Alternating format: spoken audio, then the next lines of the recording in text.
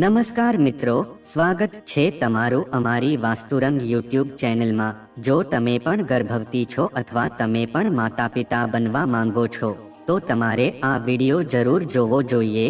તો મિત્રો, વિડિયોમાં આગળ જતા પહેલા જો તમે ઈચ્છતા હો કે કુળદેવી માની કૃપા તમારી ઉપર સદા બની રહે તો વિડિયોને લાઈક કરી અને કમેન્ટમાં જય માં કુળદેવી જરૂર લખી દેજો। મિત્રો, સંતાન પ્રાપ્તિ તેમજ ગર્ભપાત થતો બચાવવાના કેટલાક નિયમો છે કે જેને આપણે આ પ્રાચીન કથાના માધ્યમથી સમજશું।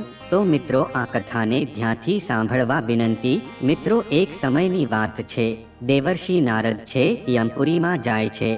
નારદજીને જોઈને યમરાજ તેનું સ્વાગત કરે છે અને તેને કહે છે કે આવો દેવર્ષ, આજે યમપુરીમાં આવવાનું કેમ થયું? મને લાગે છે કે અવશ્ય કોઈ મહત્વપૂર્ણ સમાચાર તમે લઈને આવ્યા હશો। તો દેવર્ષ કહે છે કે હે ધર્મરાજ, આજે હું કોઈ સમાચાર લઈને નથી આવ્યો, પણ તમારી પાસે એક મારી શંકાનું સમાધાન જાણવા માટે આવ્યો છું। તો કૃપા કરીને તમે અમારી સમસ્યાનું સમાધાન કરો। તો યમરાજ કહે છે કે હે દેવર્ષ, નિસંકોચ થઈને તમે કહી શકો છો। તમારી જે પણ શંકા હશે એનું સમાધાન હું અવશ્ય કરીશ। તો દેવર્ષ નારદ કહે છે કે હે ધર્મરાજ, હું પૃથ્વીલોકનું ભ્રમણ કરી રહ્યો હતો તો મેં ઘણા બધા બાળકોના મૃત્યુ થતા જોયા છે। અનેક બાળકોના તો તેની માના ખોળામાં જ મૃત્યુ થઈ ગયા હતા। તો તમે કૃપા કરીને મને બતાવો કે કયા કારણથી એક સ્ત્રીનું ગર્ભ છે એ જતું રહે છે, તેમજ કયા કારણથી એક માતાને સંતાનને ખોવાનું દુઃખ સહન કરવું પડે છે। ત્યારે યમરાજ કહે છે કે જે દેવર્ષિ, તમે આ બહુ સારો પણ પ્રશ્ન કર્યો છે। મનુષ્યના પૂર્વ જન્મના કર્મના અનુસાર તેને બીજા જન્મમાં તેને દુઃખ ભોગવવા પડે છે, પણ જો ગર્ભવતી સ્ત્રીનું ગર્ભપાત થવાનું કારણ તેના દ્વારા આ જન્મમાં કરેલા પાપ હોય છે। એક ગર્ભવતી સ્ત્રીને ગર્ભ ધારણ કર્યા પછી કોઈ કામ કરવું ન જોઈએ। જો તે સ્ત્રી છે એ ગર્ભવતી છે અને તે કામ કરે છે તો નિશ્ચિત રૂપે તેનું ગર્ભપાત થઈ જાય છે। એક પ્રાચીન ઇતિહાસમાં કહેવામાં આવ્યું છે તે હું તમને સંભળાવવા જઈ રહ્યો છું। તમે આ કથાને ધ્યાનથી સાંભળજો। જે લોકો આ કથાને શાંતિથી સાંભળશે હું તેના 32 પાપોનો નાશ કરીશ। ત્યારે દેવર્ષિ કહે છે કે હે ધર્મરાજ, હું આ તમારી કથાને આખી સાંભળીશ, પણ તમે મને કૃપા કરીને આ કથા સંભળાવો। તો યમરાજ દેવર્ષિને કથા સંભળાવે છે અને કહે છે કે હે દેવર્ષિ, આ પૂર્વકાળની વાત છે કે મધ્ય દેશમાં એક અત્યંત સન્માનીય નગરી હતી। એ નગરીમાં રેવંત નામનો એક શેઠ રહેતો હતો કે જે બહુ ધનવાન હતો। એના ઘરમાં કોઈ વસ્તુની કમી ન હતી। એને એક દીકરી હતી, એનું નામ રેવતી હતું। તો તે શેઠે પોતાની દીકરીના લગ્ન એક બીજા નગરમાં રહેનારા એક વૈશ્યના પુત્ર સાથે કરી દીધા। રેવતી રહેવા માટે તેના સાસરિયામાં જતી રહી। તે સાસરિયામાં ગયા પછી તેના સાસરિયાવાળા તે રેવતી સાથે બહુ ખુશીથી અને સન્માનથી રહેતા। રેવતી પોતાના સાસરિયામાં બહુ ખુશ રહેતી હતી। રેવતીની સાસુનું નામ સુનંદા હતું કે જે સ્વભાવથી અત્યંત દુષ્ટ સ્વભાવની હતી। આ કારણથી તે સુનંદા બધી વાત માનતી હતી અને તે તેની વહુ રેવતીને પોતાના પિયરમાંથી બધી વસ્તુ લાવવાનું કહેતી હતી। આથી તે રેવતી છે પોતાના પિતાને કહીને પોતાના પિયરમાંથી ઘણી બધી વસ્તુ જેમ કે ઘોડા, ગાય, બળદ અને અનાજ આ રીતે ઘણી બધી વસ્તુ પોતાના સાસરિયામાંથી મંગાવ્યા કરતી હતી અને તેના પિતા પણ તેને ખુશી ખુશી બધી વસ્તુ આપી દેતા હતા। અને આ બાજુ રેવતીના સાસુની લાલચ પણ બહુ વધી જતી હતી। તેની સાસુ છે એ રેવતીના પિયરની બધી વસ્તુઓ લૂંટી લેવા માંગતી હતી, પણ રેવતી છે આ બધી વસ્તુથી સાવ અજાણ હતી। તે તેની સાસુની મીઠી વાતોથી બહુ ખુશ થઈ જતી હતી અને તેની બધી વાત માની જતી હતી। રેવતીના પતિનું નામ સંજય હતું। તે પણ સાવ ભોળો હતો અને તે તેની માની બધી આજ્ઞાનું પાલન કરતો હતો। તેની માએ તેને બચપણથી જ પોતાના પુત્ર સંજયને બધી બાજુથી પોતાના વશમાં કરી લીધો હતો। આથી સંજય છે પોતાની માતાની આજ્ઞાનું ક્યારે ઉલ્લંઘન કરતો ન હતો। રેવતીને તેના સાસરિયામાં બહુ પ્રેમ મળતો હતો। આટલા માટે રેવતી છે બહુ ખુશ રહેવા લાગી। તેના પિતા પણ રેવતીને ખુશ જોઈને બહુ પ્રસન્ન રહેતા હતા. બસ આવી રીતે 1 મહિનો જતો રહ્યો અને રેવતી છે એ ગર્ભવતી થઈ ગઈ હતી. જ્યારે આ વાત તેની સાસુને ખબર પડી ત્યારે તે બહુ ખુશ થઈ ગઈ હતી. આથી તેને તરત જ રેવતીના માતા પિતાને આ ખુશ ખબર આપ્યા અને એની સાથે જ બધી વસ્તુની માંગ કરવા લાગી. તો રેવતીના પિતા આ સમાચાર સાંભળીને બહુ ખુશ થઈ ગયા હતા. તો તે બહુ બધા વસ્ત્રો, અન્ન અને આભૂષણો લઈને રેવતીના સાસરિયામાં પહોંચી ગયા. ત્યાં તેને બહુ પ્રેમ અને આદરથી સન્માન સત્કાર કરવામાં આવ્યો. રેવતી પણ પોતાના પિતાને જોઈને બહુ ખુશ થઈ ગઈ હતી. પછી થોડીક વાર રોકાઈને એ જ દિવસે રેવતીના પિતા છે પોતાના ઘરે જતા રહ્યા અને આ બાજુ રેવતીની સાસુ છે તેનું બહુ ધ્યાન રાખવા લાગી. રેવતી હવે ગર્ભવતી હતી. પણ એક દિવસ એવું થયું કે બહુ મોટી દુર્ઘટના ઘટી ગઈ કે જેનાથી રેવતીનું જીવન છે એ દુઃખોથી ભરાઈ ગયું. એક દિવસ અચાનક જ રેવતી ગર્ભનો ગર્ભપાત થઈ ગયો. તો આ વસ્તુ જોઈને રેવતીની સાસુ છે એ બહુ ગુસ્સે થઈ ગઈ અને તે રેવતીને કહેવા લાગી કે અરે પાપી, તે આ શું કરી નાખ્યું? તે શું આવા પાપ કર્યા છે? તે આ કુળનો નાશ કરી નાખ્યો છે. તે તારા જ બાળકને ખાઈ લીધો. જન્મ દીધા પહેલા જ તે બાળકને મારી નાખ્યું. તો આવી રીતે રેવતીની સાસુ છે એને બહુ મહેણા સંભળાવવા લાગી. તો આ વસ્તુ જોઈને રેવતી બહુ દુઃખી રહેવા લાગી. રેવતી તેની સાસુને કહેવા લાગી કે સાસુમાં, આમાં મારો કોઈ વાંક નથી. મને નથી ખબર કે આવું કઈ રીતે થઈ ગયું. હું તો નિર્દોષ છું. મેં કોઈ પાપનું કામ નથી કર્યું. પણ રેવતીની સાસુને રેવતી ઉપર થોડીક પણ દયા આવી ન હતી. તે તેને કહેવા લાગી કે અરે દુષ્ટા, તે અવશ્ય કોઈ પાપ કર્યું હશે. આથી જ તારો ગર્ભપાત અંદર જ થઈ ગયો છે. પાપી સ્ત્રીઓના બાળકો છે એ તેના ગર્ભમાં જ મરી જતા હોય છે. તે હકીકતમાં ઘણા બધા પાપો કર્યા હશે. આટલા માટે જ તારી સાથે આવું થયું છે. આ બાજુ યમરાજ કહે છે કે એ દેવર્ષિ, આના પછી રેવતીની સાસુ છે એ તેની સાથે બહુ ખરાબ વ્યવહાર કરવા લાગે છે અને તે આખો દિવસ રેવતી પાસે કામ કરાવવા લાગી. રેવતીને ખાલી રાતે જ આરામ કરવા મળતો હતો. તે રેવતીને ઘરનું વાસી ભોજન ખાવા મળતું હતું.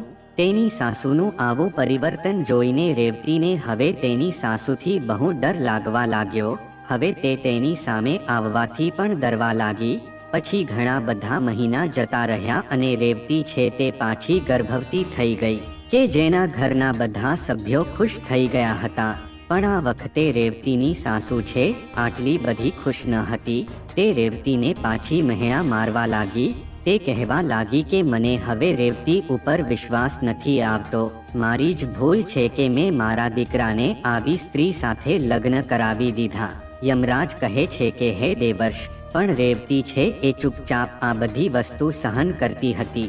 તો હવે આ વખતે રેવતીએ પોતાના પિતાને કંઈ સમાચાર ન આપ્યા અને આ વખતે રેવતી ગર્ભવતી થઈ ગઈ હતી. તે તેમ છતાં પણ ઘરનું કામ કરતી હતી. તે બહુ કામ કરીને થાક્યા પછી પણ રેવતીની સાસુને દયા આવતી ન હતી. તો આ વખતે રેવતીને 9 મહિના પૂરા થઈ ગયા હતા અને તેનો પ્રસૂતિનો સમય આવી ગયો હતો. થોડી વાર પછી જોયું તો રેવતીએ એક બાળકને જન્મ આપ્યો. પણ તે બાળક છે એ કાંઈ હલચલ કરતું ન હતું.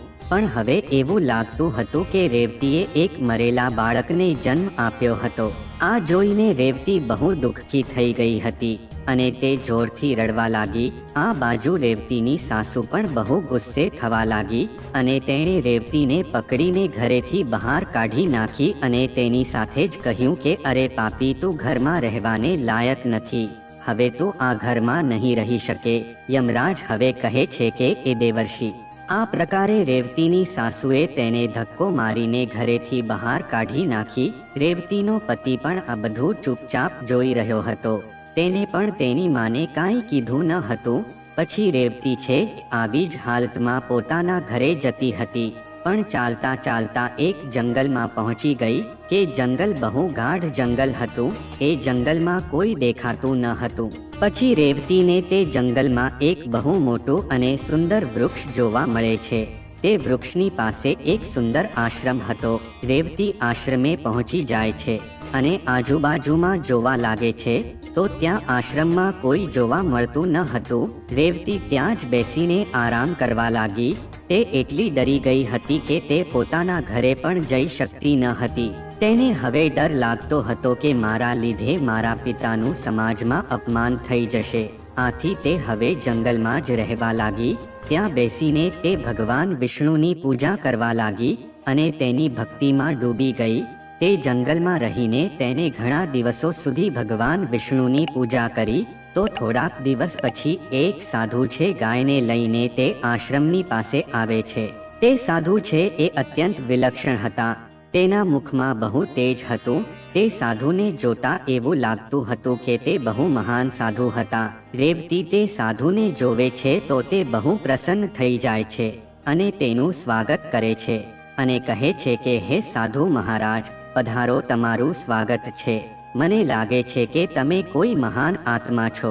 રેવતીના આવા વચન સાંભળીને સાધુ મહારાજ કહે છે કે હે પુત્રી, તું કોણ છે અને આ જંગલમાં કેમ એકલી છે? જો કોઈ ઊંડી વાત ન હોય તો મને સાચું કહી દે. તું અહીંયા એકલી શા માટે રહી છે અને તારો પતિ ક્યાં છે? તો રેવતી કહે છે કે હે સાધુ મહારાજ, હું અત્યારે અત્યંત દુઃખી છું અને મારી સાસુમાએ મને ઘરેથી બહાર કાઢી નાખી છે. આટલા માટે હું આ જંગલમાં રહેવા આવી ગઈ છું. આ સાંભળીને સાધુ કહે છે કે હે પુત્રી, તારી સાસુએ તારી સાથે આવું શા માટે કર્યું? તો રેવતી કહે છે કે હે સાધુ મહાત્મા, મારું પહેલું બાળક છે એ મારા ગર્ભમાં જ મરી ગયું હતું. પણ પછી મેં જ્યારે બીજા સંતાન અને જન્મ આપ્યો તો તે મરી ગયેલું હતું. તો આ વસ્તુ જોઈને મારી સાસુ એ મને ઘરેથી બહાર કાઢી નાખી છે. આટલા માટે હું આ જંગલમાં જ રહું છું. પિયરમાં જઈને મારા પિતાનું અપમાન કરવા માંગતી નથી.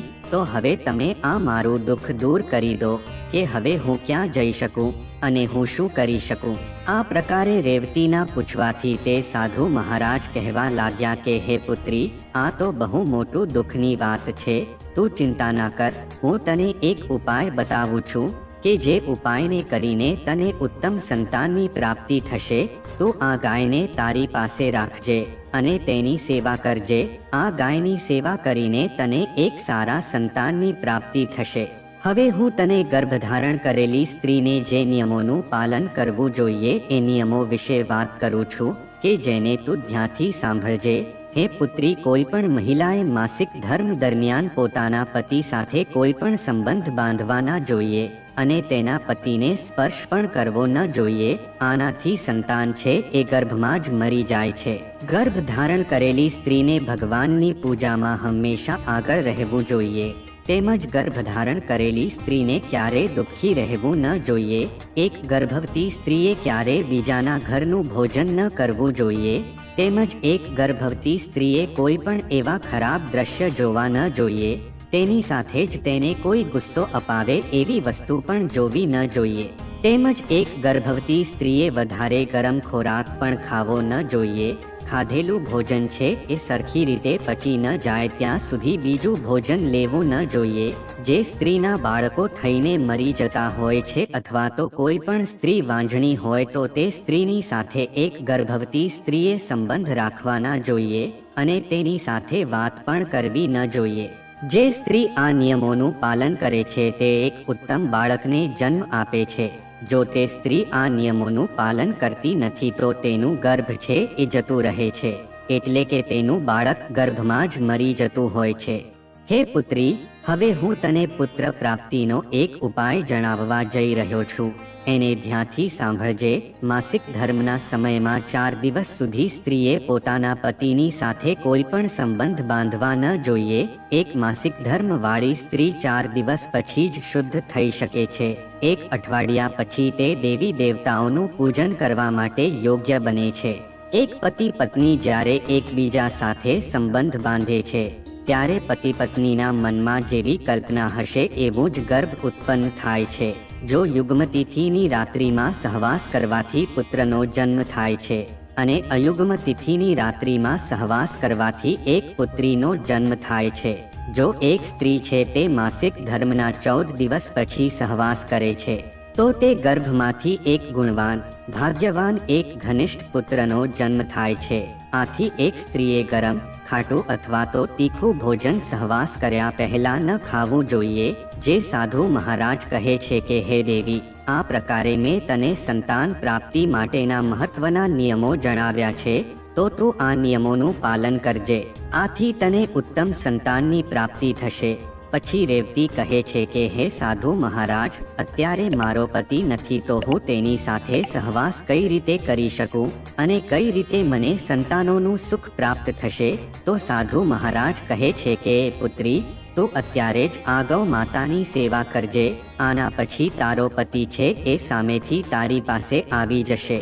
આટલું બોલીને તે સાધુ મહારાજ છે ત્યાંથી અચાનક અદ્રશ્ય થઈ જાય છે. તે સાધુ મહારાજને અચાનક અદ્રશ્ય થતા જોઈને તે રેવતી આશ્ચર્યચકિત થઈ જાય છે. રેવતીને એવું લાગે છે કે સાક્ષાત ભગવાને જ મને દર્શન આપ્યા હતા. પછી રેવતી દરરોજ તે ગાયની સેવા કરવા લાગે છે. દરરોજ ઉઠીને તે ગાયને ચારો આપે છે અને ભગવાન વિષ્ણુની ભક્તિ કરવા લાગે છે. આ બાજુ રેવતીના પતિને સપનામાં સાક્ષાત ભગવાન વિષ્ણુ તેને દર્શન આપે છે. પછી તેને તેની પત્નીની પાસે જવા માટે આજ્ઞા આપે છે. રેવતીનો પતિ છે એ બીજા દિવસે જાગીને તેની પત્નીને શોધવા માટે જંગલમાં જાય છે. ત્યાં તેને એક આશ્રમ બતાવે છે. તો ત્યાં તેને તેની પત્ની રેવતી જોવા મળી જાય છે. તે તેની પત્નીને જોઈને બહુ ખુશ થઈ જાય છે. પછી તે બંને જંગલમાં જ નિવાસ કરવા લાગે છે. પછી તે સ્ત્રીનો માસિક ધર્મનો સમય આવે છે અને પછી 14 દિવસ પછી તે તેના પતિ સાથે સહવાસ કરે છે. પછી તે સાધુ મહારાજના જણાવેલા નિયમોનું પાલન કરે છે. આથી રેવતી છે એ પાછી ગર્ભધારણ કરી લે છે. પછી 9 મહિના પછી રેવતી એક સુંદર અને ગુણવાન બાળકને જન્મ આપે છે. આનાથી તે બંને પતિ પત્ની બહુ ખુશ થઈ જાય છે. જેવો પુત્રનો જન્મ થાય છે ત્યારે તે ગાય પણ તે જગ્યાએથી અદ્રશ્ય થઈ જાય છે. આ વસ્તુ જોઈને પતિ પત્ની બંને ચોંકી જાય છે. પછી તે બંને પોતાના ઘરે જતા રહે છે. આ બાજુ રેવતીની સાસુ એક બાળકની સાથે રેવતીને જોઈને બહુ પ્રસન્ન થઈ જાય છે અને તેને પૂછે છે, બહુ રાણી, તે આ કેવી રીતે કર્યું? કયા કારણથી તને પુત્રની પ્રાપ્તિ થઈ? તો રેવતી તેની સાસુને બધી હકીકત જણાવે છે. રેવતીની સાસુને આ વાત ઉપર વિશ્વાસ આવતો નથી. આથી તે કહે છે કે જંગલમાં આવી કેવી જગ્યા છે? તો રેવતી તેને તે જગ્યાનું સ્થાન પણ જણાવી દે છે. પછી બીજા દિવસે રેવતીની સાસુ છે એ ચૂપચાપ તે સ્થાન ઉપર જંગલમાં જાય છે અને તે ચમત્કારિક સાધુની રાહ જોવા લાગે છે. તેના મનમાં લાલચ જાગવા લાગે છે. તે એવું વિચારે છે કે હું તે સાધુ પાસેથી બહુ કિંમતી વસ્તુ માંગી લઈશ. પણ ઘણા દિવસો સુધી રાહ જોયા પછી પણ તે સાધુ મહારાજ આવતા નથી.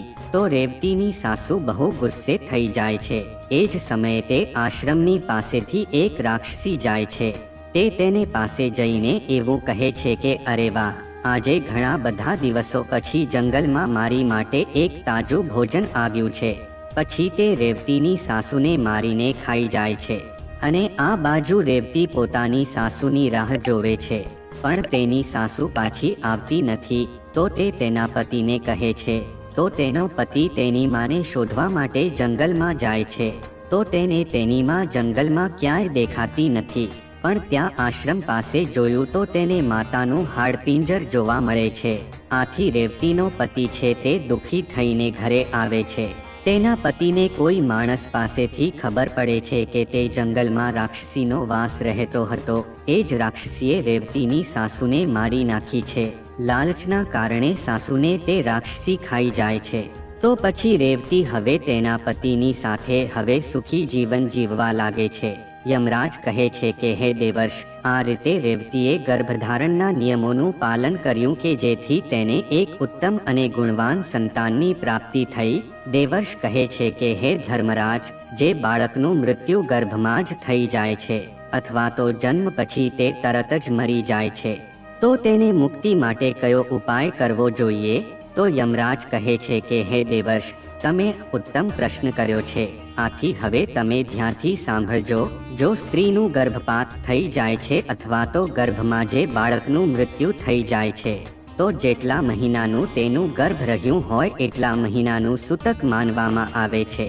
આત્મકલ્યાણની ઈચ્છા રાખવાવાળા મનુષ્યને ગર્ભવાત થયેલા બાળક માટે કાંઈ ન કરવું જોઈએ, તેના માટે શ્રાદ્ધ પણ ન કરવું જોઈએ, બસ તેની મુક્તિ માટે નાના બાળકોને દૂધનું દાન કરવું જોઈએ.